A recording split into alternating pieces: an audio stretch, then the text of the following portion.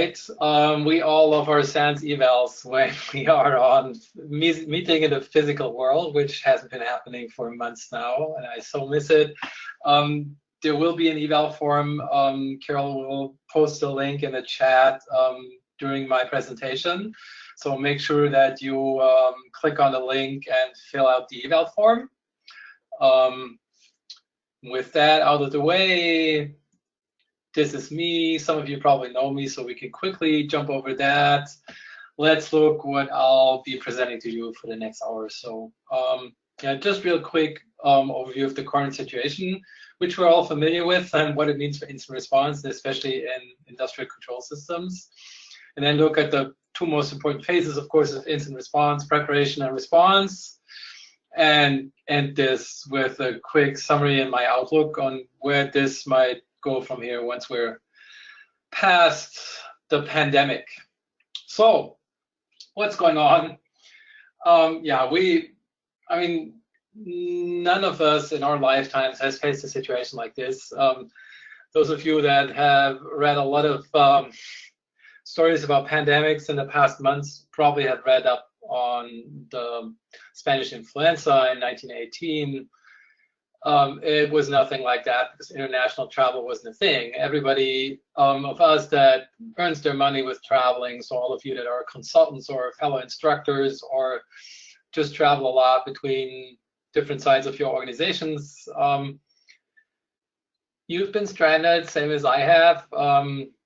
If you were lucky enough to be able to work from a home office, your home office commute was maybe like 10, 20 feet from your bedroom to your office, like mine here. But yeah, I mean, that's like taking a funny view on what's been happening. And we've all gone through it, so I don't have to talk about this at length, but what we have to take into account is that this will go on for quite some time. So looking at the travel bans, if you look at this from an international perspective, and even inside some of the countries, I mean, Germany just announced today, where I'm based, that we're opening some of the borders to our neighboring countries, but I mean, this is the European Union. We're famous for no restrictions for travel within the 27, used to be 28 member states. Still can travel to the UK usually whenever we want, and this was all taken down. My team, I'm the director of international incident response at Dragos, that company some of you might know. My team is located in Australia, the Kingdom of Saudi Arabia, and the United States, and me in Germany. We can't travel anywhere to our clients, and most of you have the same issues probably as well. So we're fully assuming that this goes on for at least a couple of months, at least until the end of the year, probably in some countries, and maybe for longer, with phases where there's travel and phases where there's not. So this is a long way of just saying we have no idea how long this is going to last and how it's working out. So when you're consulting and when you're sending consultants to sites, this is currently difficult at best and impossible in some, or depending on where you are in the world, in many circumstances. There's just no way you can send people anywhere if you consider the restrictions and limitations given. But even if you could, at some point, people have to make a personal decision whether they want to face the risk or not. So that goes on top of that as well. Now, this meets the part of consulting, and especially in my case, incident response, where we used to say that being on site was mandatory. Thinking about ICS, if you've been to our ICS 515 class, ICS Active Defense and Incident Response, you've probably heard me or one of the other instructors saying time and again, yeah, incident response in industrial control systems or in OT, whatever you want to call it, is a thing that you do on site. You do not do this remotely, because you have to get an awareness of the physical environment. There are things happening to the physical environment. You need to immerse yourself in the physical environment. And now I'll be telling you that this has changed. It's just something we have to cope with in the current situation. So remote engagements is the new name of the game, but the requirements that were there for us to say we should do on-site engagements when it comes to ICS to begin with are still there. So we need to put in a lot of consideration, planning, some deep thinking maybe in some instances also, to maintain safety and reliability of operations of our planned environments, but also just to make sure that we're not getting too many blind spots when it comes to doing remote engagements. So real quick, let's look at what changes for preparation phase of incident response. And of course, we all know prepare, prepare, prepare, right? That is the mantra of incident response. So actually, this is the most important phase, preparation, to know, to be better able to handle what we're dealing with.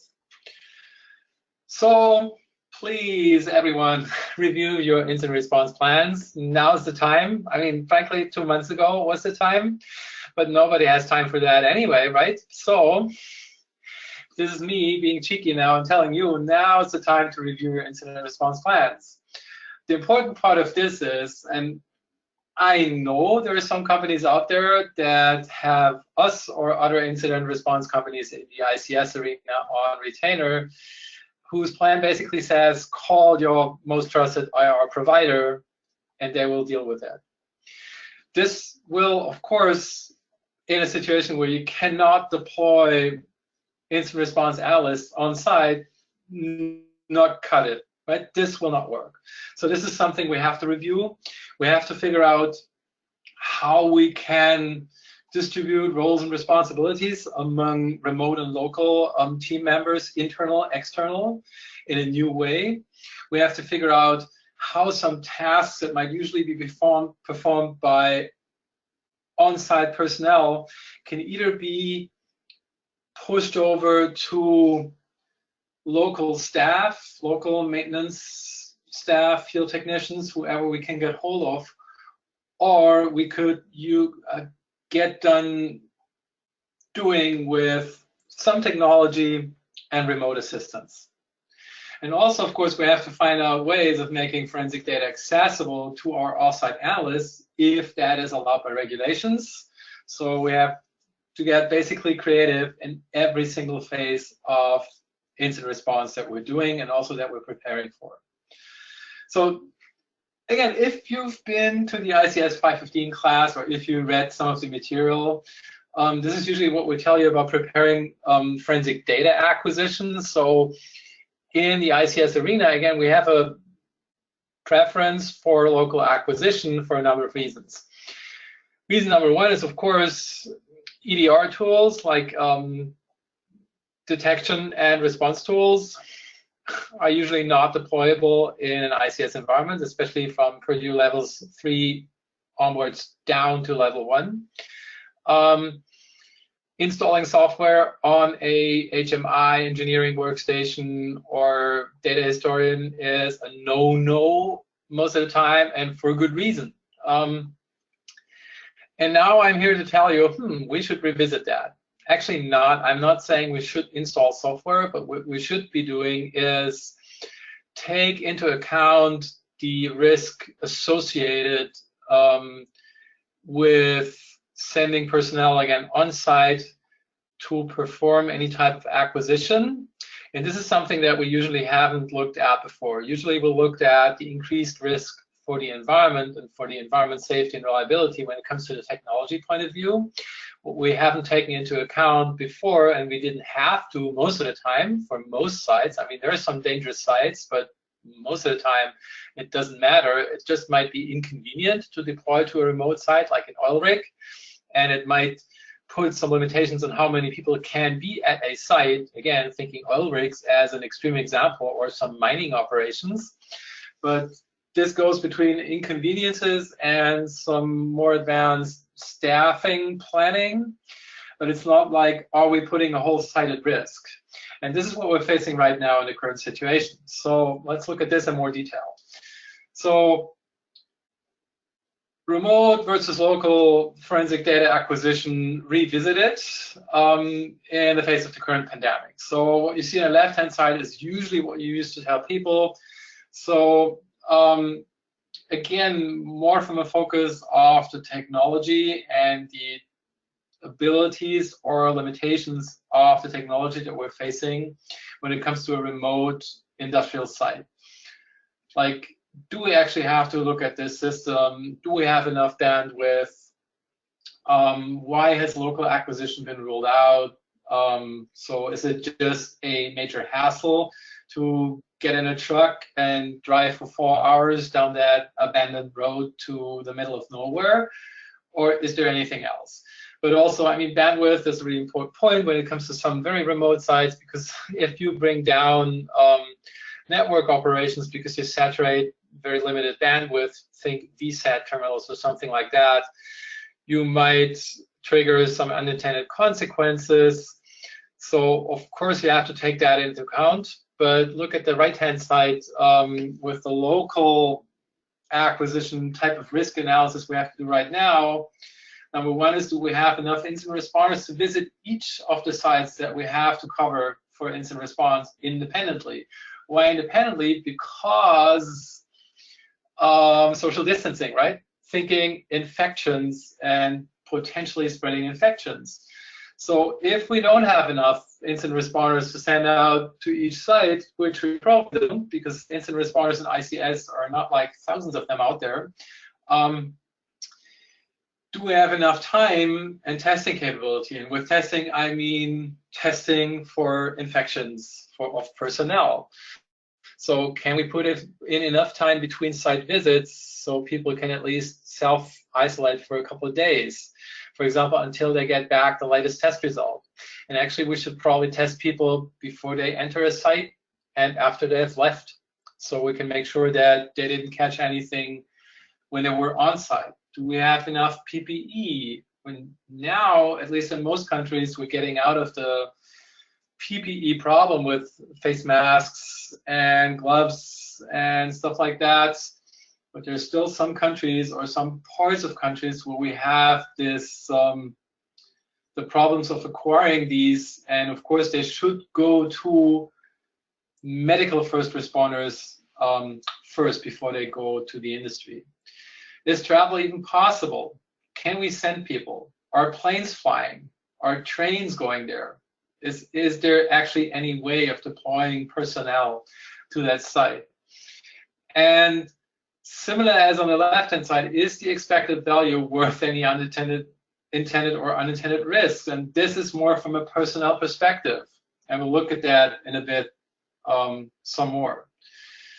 If so, yeah, we can do the usual local acquisition. If not, we have to reconsider the risks of the remote acquisition. So this is a very long-winded way of saying, yep, this is probably the first time for most of the sites. Again, there were always some exceptions. And again, like looking at oil rigs or other sites where sending external personnel would require maybe restaffing of the site. So lots of money, some work might not be completed on time because there can only be so many people on site. So if I send 2-3 incident responders on an oil rig, I probably have to remove some staff that is on site already. So there might be these issues, but this is an outlier. Now we have to consider this for basically all of our sites, not only critical infrastructure, but everything that is critical to our business operations, if we even still running our businesses right now.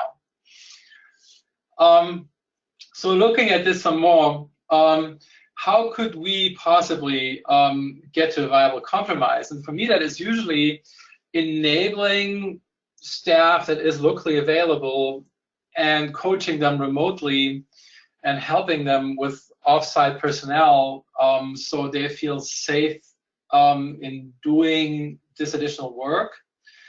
So this means, though, a couple of things that we have to do beforehand. And frankly, this also, from my experience, helps a lot in situations outside a global pandemic, which I certainly hope we only have to go through once in our lifetimes. So number one is, of course, preparation of easy-to-use acquisition tools and also media. So think of thumb drives, think large thumb drives, like 60 gig and above, that you prepare ahead of time. Just copy some acquisition software that you pre-configured over to these, and then copy. Put them in a lockable case. So one of these nice Pelly cases you can lock with a pin code lock, because these are not to keep the bad guys out, but keep the good guys out. Because you know as much as I do, thumb drives are some things that nobody ever has enough of, so they tend to evaporate if you leave them unlocked. Just for good measure, throw into this case a simple checklist that tells people, once again, how to actually use this. The checklist shouldn't contain more like 5 or 6 steps. Basically, take this thumb drives, put it into the machine that we want to acquire data off, log on as admin, run this one command on the Windows command line, wait until the prompt reappears, pull out or safely remove the thumb drive, put it into this evidence bag, sign it with your name, date, and the name of the machine you took this data off, and then put it into this cardboard box. That's all there should be to it. Very straightforward, very simple, easy to follow for anybody that knows how to maintain this machine to begin with. A little training. So what I usually did before the pandemic, even in cases where I had to do lots of forensic data acquisition in ICS environment, is get all the field technicians from a certain shift, from a certain part of the plant, into a room in the morning and do the same thing for the afternoon and the evening shift. So usually 3 meetings a day. Show them at a sample of the most common equipment, how this is done. Have somebody from the audience do it as well, because it is really simple. Once they feel safe, do it once more, just for good measure. Give them the checklist, give them the removable media, boom, you're done. They will now do your work. And this is frankly, most of the time, what we should be doing as incident responders. We're kind of like the military advisors. So we train other people to do at least the simpler parts of our jobs. So acquisition is most of that. Finally, some quick examples for easy to use local acquisition tools. Freeverse, Siler, actually we do use that at Dragos sometimes. Recommended you take a look at it. This tool we also use, commercial tool, Velocity Search, also highly recommended. The advantage of that is it also encrypts the data immediately once it's collected, so you don't have to take care of encryption of the removable media on top of the collection. So especially you do not forget that, because once you have to ship that data somewhere, of course it should be encrypted during transmission. Let's look at analysis preparation. So a quick checklist we should run through when we prepare for that is, number one, do our regulations actually permit data be sent to external analysts? So all of you that have to adhere to NERC-CEP, you're out of luck.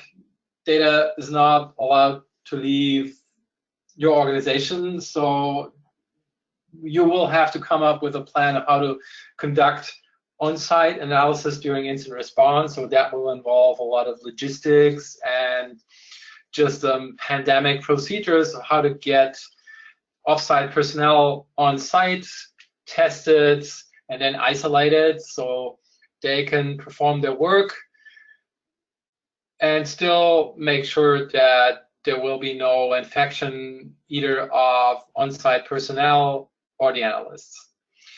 But if we can do that, even if that means we have to make an exception to a certain regulation during the pandemic, and I see some industries doing that right now, let's find the most viable option for remote analysis. And let's quickly look at some of these options. So here are 3 that we came up with when we started discussing this with my team. So frankly, we've been looking at this for weeks and weeks and weeks now. I mean, as soon as it was foreseeable that there would be significant travel lockdown, my incident response team at Dragos, we started talking about, okay, what are our options? Our customers are all over the world. what are our options of still supporting our customers' business and helping them when things go sideways while we can't travel? So we came up with these 3 approaches that help, at least as long as you're not under such strict requirements or regulations as NERC.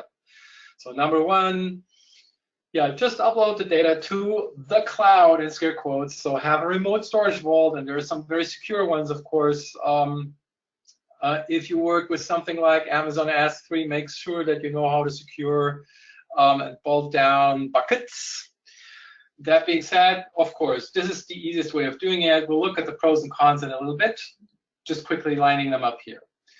Number 2, have a remote IR server. So deploy a server, and the server could just be a NUC. So Intel NUC size server. There are some very high performance ones. But it is a server you deploy on-prem for the customer, but you then connect to it remotely, and also it usually should not be connected to the client's network, neither IT nor OT. So it should have a separate internet connection, and that just might be an LTE modem. But forensic data is transferred to that server, usually via removable media, and analysts can access the data on the server, run through analysis VMs on that server. So at least the data, although it's not under direct control of the customer, it does not leave the premises. So if really bad things happen, they could cut the connection and the data stays on-prem. And finally, the good old way of shipping physical media to the analyst. So just take all the thumb drives that you use for collection, put them in a package and ship them to your forensics provider. That's, I mean, that sounds like last century, but it's still absolutely doable, and it comes with the advantage of infinite bandwidth.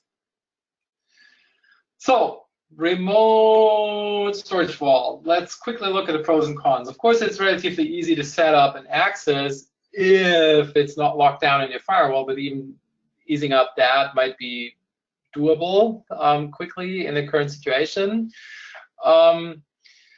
Con though there is, of course, you have to take extra care that data is encrypted, not only during transmission, which is usually with TLS nowadays not a thing anymore, but also when it's stored. So again, if you just think you can do that in Dropbox, think again. The data should be encrypted at rest and during transfer as well. So make sure you can do that.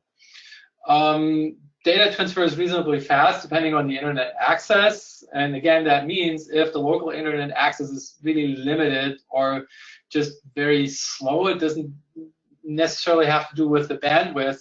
In some circumstances, you can transfer large data sets. So please do not assume that you could easily anywhere upload whole disk images through that. You should test this before and figure out with your clients if you're a consultant, or if as a company, if your internet access at the sites you're looking at would work for that. Then again, it's easy for analysts to integrate with existing workflows because frankly, most forensics tools nowadays do integrate cloud. So accessing storage vaults directly from within forensic suites is really easy, or otherwise it can just be mounted as a drive in your analysis workstation, and you can copy the data over, delete it from the cloud, and start working on it immediately. It scales well, so yeah, that's what we found out the hard way during the pandemic, that surprisingly the cloud scales very well.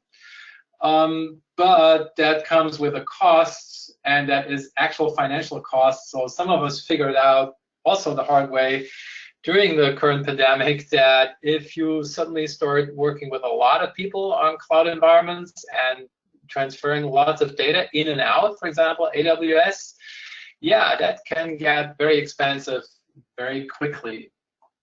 So remote IR server. What's the advantage? Yeah, as I mentioned, the data does not leave, data does not leave the client's premise.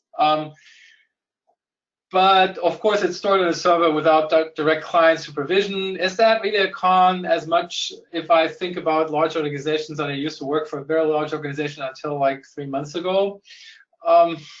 Usually the servers are leased, the admins are outsourced, so it's somewhat similar to what we're doing with the remote IR server there. Of course, it does work pretty well with low bandwidth access. So you can get such a remote IR server running over a LTE or a 3G modem. The caveat there is latency. So those of you that have worked, for example, with remote desktop over a VSAT connection probably know what I'm talking about, but it doesn't necessarily have to go all the way VSAT. If it's just on the other side of the world, you certainly will face some lag.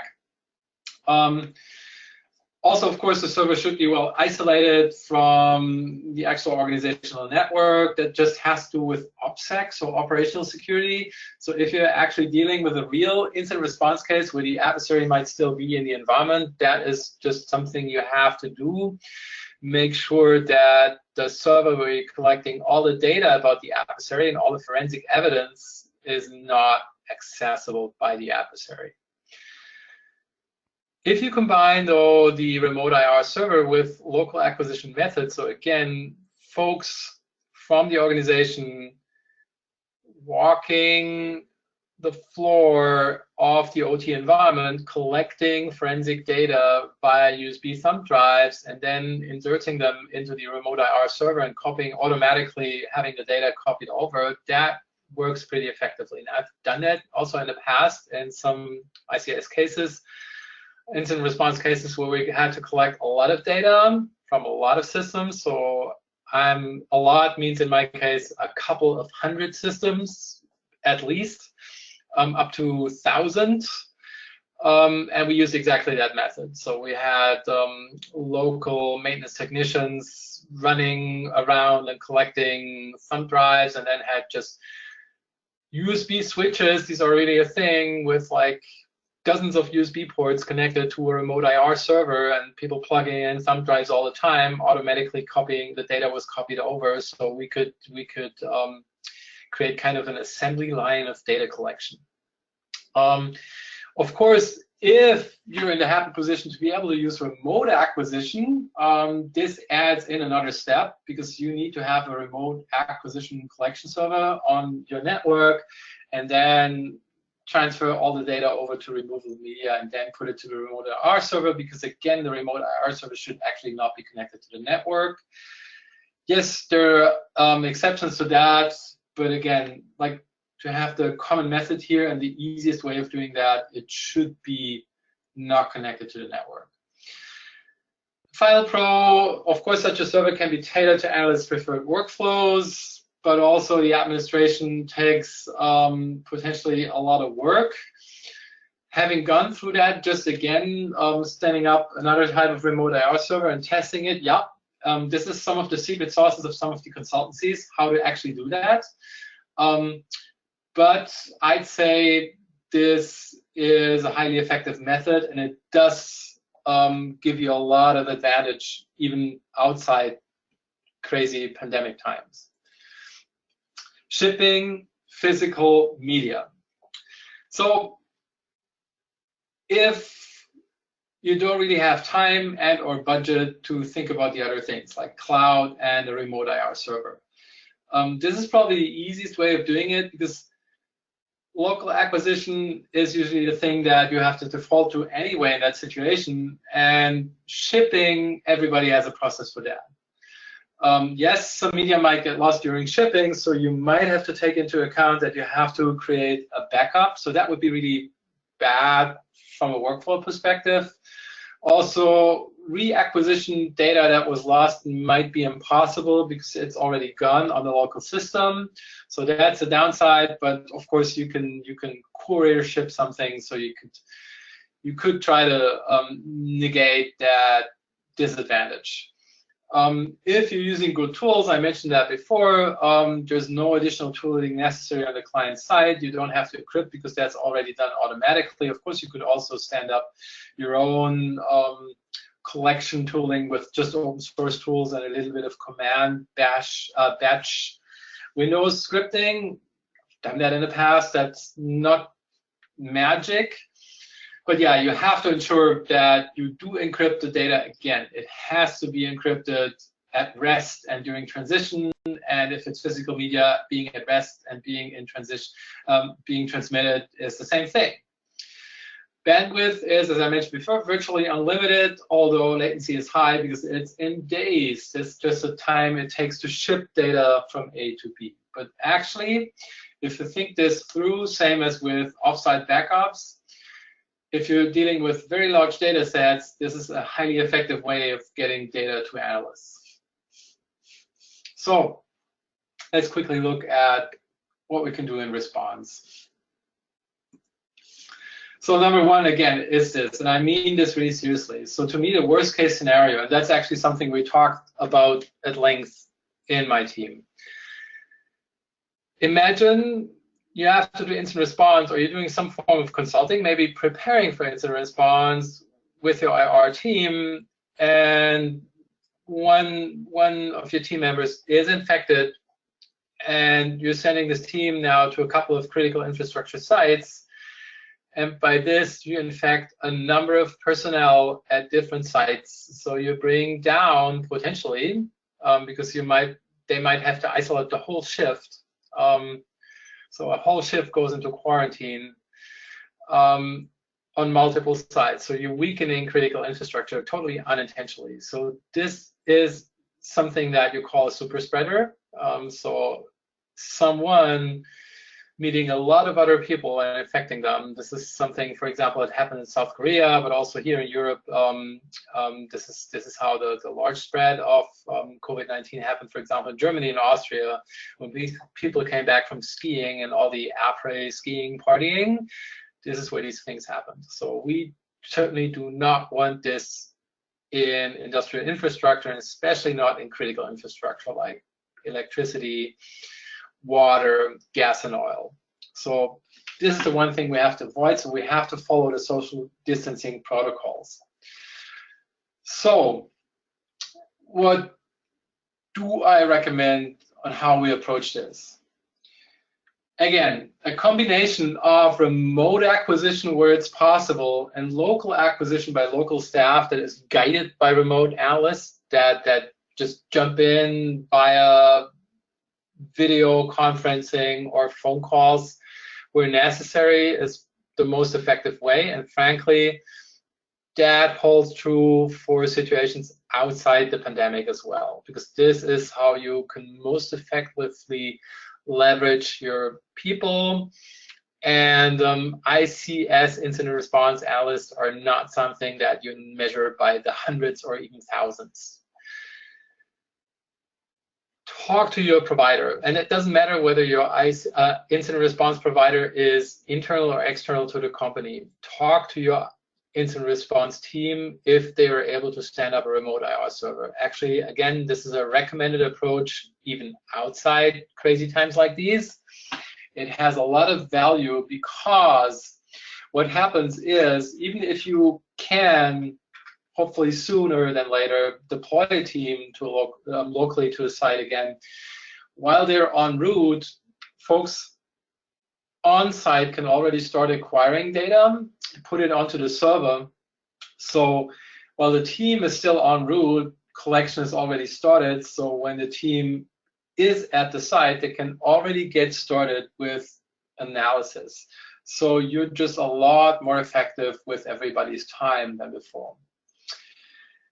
Also, of course, ensure you have sufficient out-of-band communication. Of course, this is good OPSEC, so you should always have that, but especially so in these times, and this has to do with video conferencing and these types of things. Communication is the most important aspect of incident response, as you all probably know. Not being able to communicate face-to-face, especially in stressful situations, is really bad. So at least we should have some type of video conferencing in, because it does actually help to see one another face-to-face, even if it's via camera. But also it helps with giving context, and we'll get to that in a bit. Yeah, of course you have to adjust your incident response plans. Again, think back to what I mentioned a couple of slides ago when it comes to roles and responsibilities, who does what. You have to train that.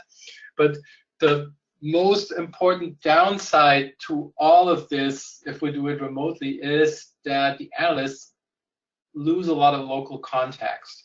So again, the most important difference between ICS incident response and IT incident response is, of course, that in ICS, there might be physical impact to the environment, because that's what we're dealing with, right? Plants, processes, physical processes in these plants. So we're dealing with equipment that interacts with the real world and chemical or physical processes. So being able to walk around and look at the site and look at the infected or affected systems and perceiving what's left and right is sometimes really important for incident responders. So this is one example that I had a couple of years back in a large incident response case. We saw that the malware was getting spread via USB removable media, so basically thumb drives, but also smartphones. So we had to figure out why so many smartphones were actually spreading the malware. So what we figured out when we looked at the physical systems, it was mostly Q&A systems that were affected, and these came with large banks of USB ports. So what does the average worker do, or what did they do at these sites while they were working? They wanted to charge their smartphones, because in their breaks, they want to watch videos or play games, and the batteries kept running low, so they had to recharge their smartphones all the time. So where do you do that when there's no power strips and you can't plug in a charger? Of course, you do that by plugging it into a computer. What computer had the most accessible USB ports? Yeah, the Q&A systems, because they had these large blocks with USB ports to attach all the Q&A equipment, the measuring equipment. So we wouldn't have found that out by just looking at the IT and forensic data, but looking at the systems, you saw immediately, yeah, there's a bunch of USB ports that are easily accessible. And this is the context I mean when you walk through an environment that you're lacking, of course, when you're remote. So one way of dealing with this might be folks recording video of affected equipment and the context, so looking left and right. But of course, that is still way away from being in that environment yourself. So you have to take that into account. So you have to try to compensate it if possible, as much as possible, but still take into account that there might be things that you're missing. So that might inform the questions you're asking of local personnel of what they're seeing, but you still have to just accept the fact that there will be things that you're missing. And of course, you have to train all of this. So you have to go through the procedures. You have to figure out that everybody knows what they're doing now in the new role. You have to figure out that all the software that you're pre-deploying is working as it should. And just run through a couple of drills so people really feel safe with the new added responsibilities. On the upside, though, if you give people, especially local people, meaningful stuff to do in a situation like this, this will actually help everybody. Everybody will feel more involved and working on this. Because of course, people usually want to solve the problem. If there's nothing you give them as a task, they will find something, and in worst case, it might actually interfere with the incident response. So again, this carries over to times outside the pandemic and makes the work a lot more effective. Here we are, summary. So where does this take us? So what we should be doing, and we should have all learned by now, is, of course, plan for the worst, hope for the best. I mean, that's like a cheap calendar sentence there. But again, what I said in the beginning is we should now all have understood that we have no idea how long the current situation will last, but we should fully work under the assumption this will take more than until the end of the year, until it is resolved everywhere. But also, there might be other situations where we can't bring personnel to a certain site out of other reasons. There might be natural disasters. There might be an accident at the plant where we can't deploy people because of the situation at the plant. There might be just a lack of staff. We might be dealing with multiple cases where we're just lacking staff, and we have to prioritize where to send people. So the better we enable our OT sites to start dealing with the incidents, at least initially by themselves, and then help them as quickly as possible with remote subject matter experts, the more effective we get and the more resilient we get when it comes to incident response to begin with. Regardless of who does your incident response, regardless of whether it's external or internal, work closely with them.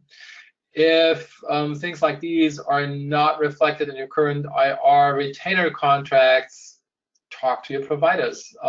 Look at the contracts, try to renegotiate.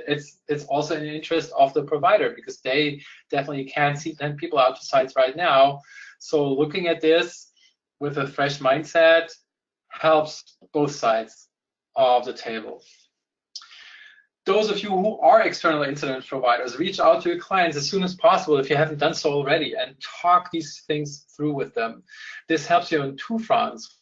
One, of course, it will let your clients know that you really care about them and you're thinking about through the current situation, not just sitting there trying to collect the IRR fee, but you're actively working on solving this, even if you can't deploy people on site. And also, again, this makes you more effective. I mean, incident responders don't grow on trees, and especially not in the ICS arena. So being able to really effectively leverage the working hours of your subject matter experts helps a lot. The less time they have to spend traveling, the more they can actually work on incidents. Yes, on the upside, and this has also been discussed by many industry branches during the current pandemic, is some of what we're doing right now will carry over into post-pandemic times. Not all of this, so I do not assume that all of us will work in the home office until the end of days. I certainly don't hope for myself. I've been working from home now since mid-February, and I do miss meeting other people. On the other side, though, on the other hand, this does add some speed and some effectiveness to certain aspects of what we do. So we should keep the good stuff and then not go fully back to the way things were. Those of you that think it can be done, I just rewatched that video on the Wall Street Journal before I started this presentation.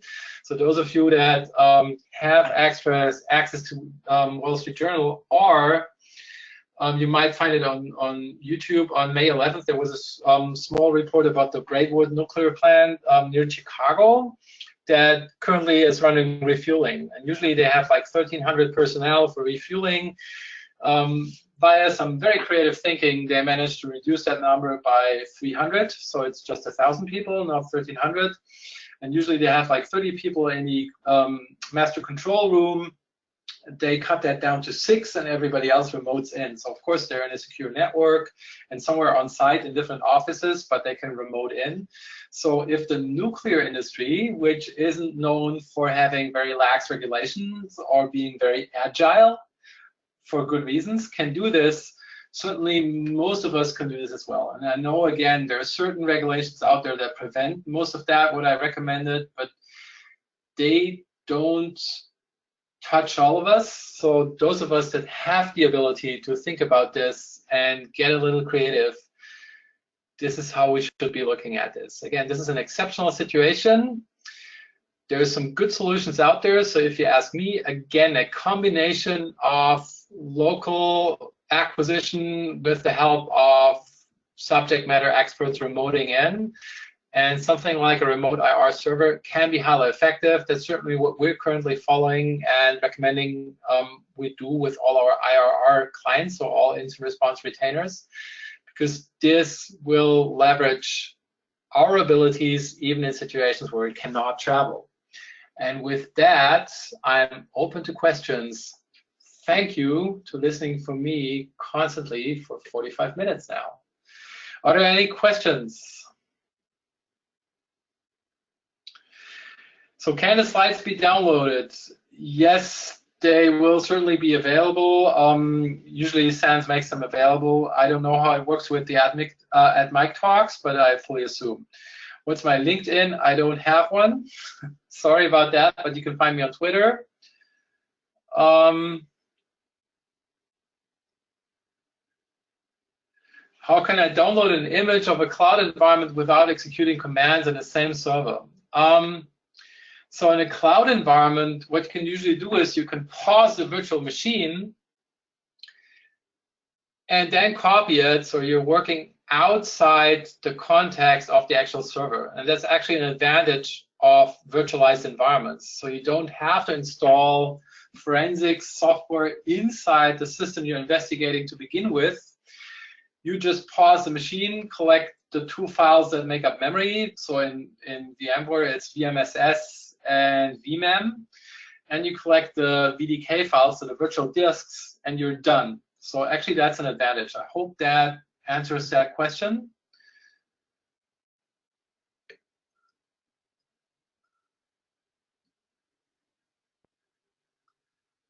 So any recommendation on free or open source tools? So when it comes to collections, Sylar is a good way to get started. If you're looking at remote capability, one thing you might want to look at is the Google Rapid Response Kit, GRR. You find it on GitHub. I've worked with that in the past in ICS environments up to level 3, not below that. It might have some performance problems if you're dealing with thousands of systems, but until that, it's pretty effective, and it works pretty much like all the other EDR tools. So again, you might want to have a look at GRR, but also Sylar, as I mentioned. But also, if you just Google for forensic acquisition tool, you'll find a lot of them, much more than I could mention in this talk.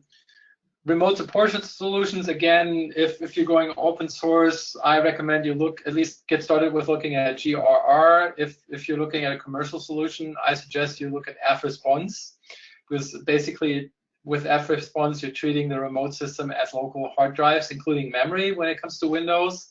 So I've worked with that in the past, highly effective. But keep in mind, if you have something like NAC or lots of firewalls in between, you have to do a lot of testing. So what specific NERC-CIP regulation does allow for remote IR? So some sites that fall under NERC-CIP are not allowed to, for the data, certain types of data sets they have on site, to leave the premises. So that's the problem with remote IR there, at least as I understand. My understanding is, and what my colleagues told me about NERC-CIP, I'm not a NERC-CIP expert. Next question, do you see the data acquisition as part of the process pre and post-COVID?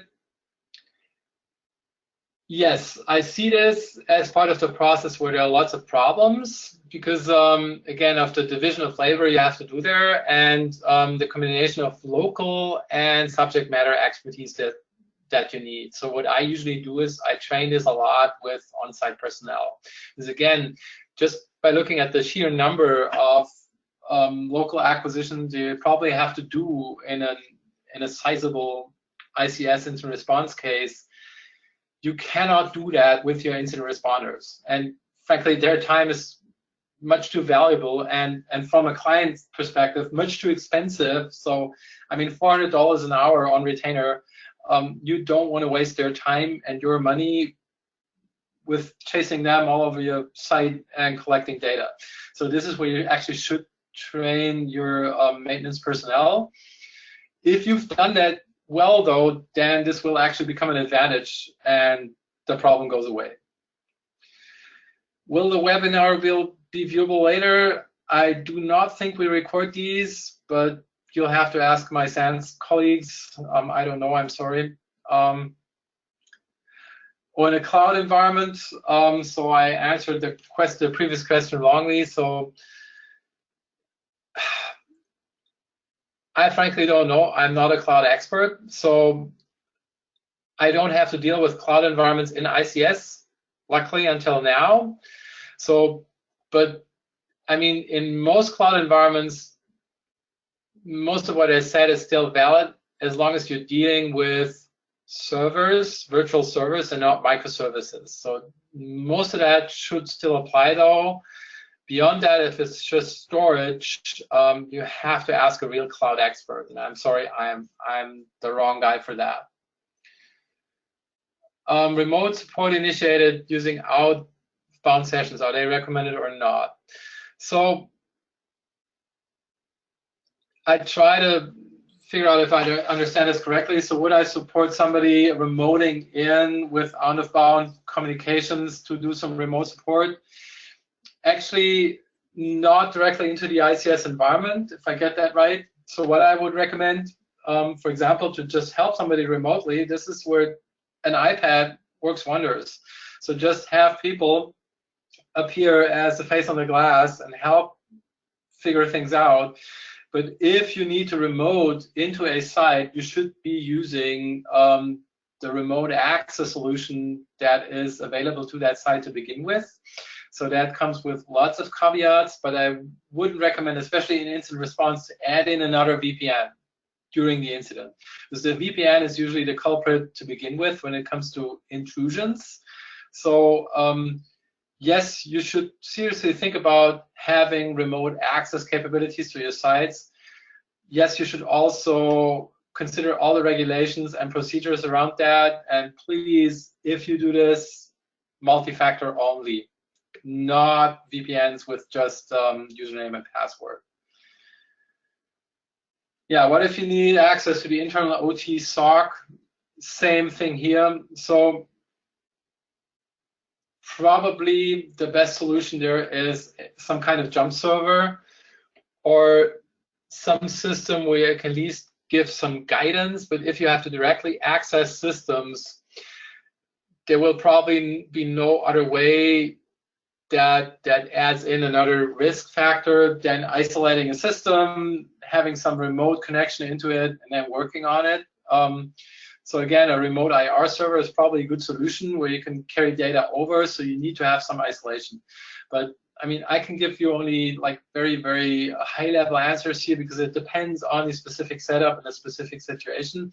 But you should think about it from this risk perspective. So what risk do I carry over when I short circuit certain connections? But usually what helps to begin with, again, is a remote IR server that can be accessed from both parties. That doesn't necessarily mean there needs to be a network connection. Sometimes it's just a terminal connection or a local, just a keyboard and a screen, and people can collaborate on the same server. I've done that in the past and it works pretty well. How about free response universal for remote solution? I don't know, I haven't worked with it. If it works for you, absolutely use it. Have we noted an increase in state-sponsored attacks, ICS or otherwise?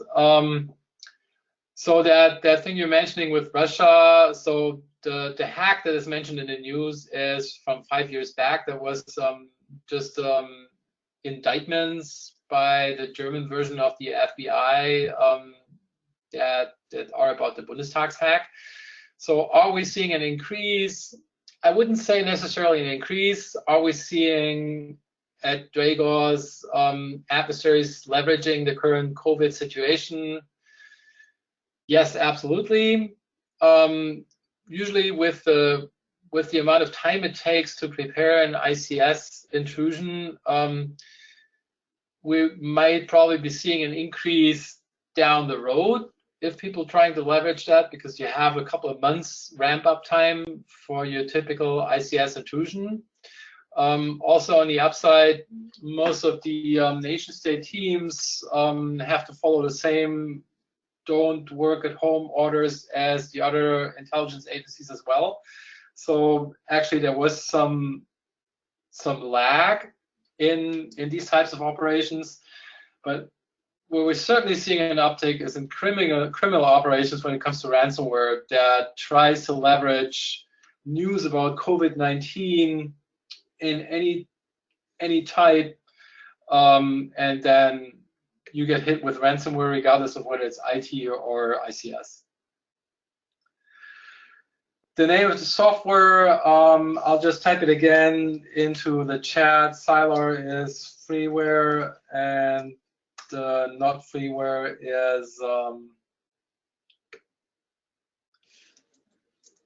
Volexity Search. Same question again. Do I see a raise of ICS attacks in the pandemic? I've answered that. Not necessarily, but I do see the topic being used. How do you test an incident response plan? Yeah, well, you walk through it with a tabletop exercise. Do you want to use tools like Atomic Red Team? You can do that, but you can also do just a pen and paper exercise and run through your tools with sample data sets. That's usually what I recommend. If you want to use more fancy tools, feel free to do so. I just wouldn't necessarily introduce too many tools at the same time, so stage this. Next question, when we look at ICS incident response, time could be a huge impediment to a successful operation. Do you have any other tips or suggestions to reduce preparation time? Well, actually, I wouldn't try to reduce preparation time ahead of the incident. Actually, I would try to increase preparation time, so you're actually more effectively doing the incident response. The more time you can spend on preparation, the better you are. So the saying from aviation used to be the 6P rule that basically says proper planning prevents piss poor performance. So that's the old gnarly pilot yelling at you there. But frankly, the more time you can spend preparing for things like these, and the more, like if you think, again, from a military perspective, the more time you can spend in training and preparation and having all these crazy incident response plans, the more effective you are when it comes to actually incident. So I would actually recommend increasing preparation time, not lowering it necessarily. So software I have already written, and I think these are all questions I got. Anything else? No. So again, please fill in the eval that hopefully was posted at some point for this. With that, thank you for sticking with me for 58 minutes and 30 seconds. Enjoy the rest of your day. Those of you in Europe, good night. Have a beer, and I will see that we can make the slides available to you all later on. Great talking to you. Thank you for sticking with me. Have a good evening. Bye-bye.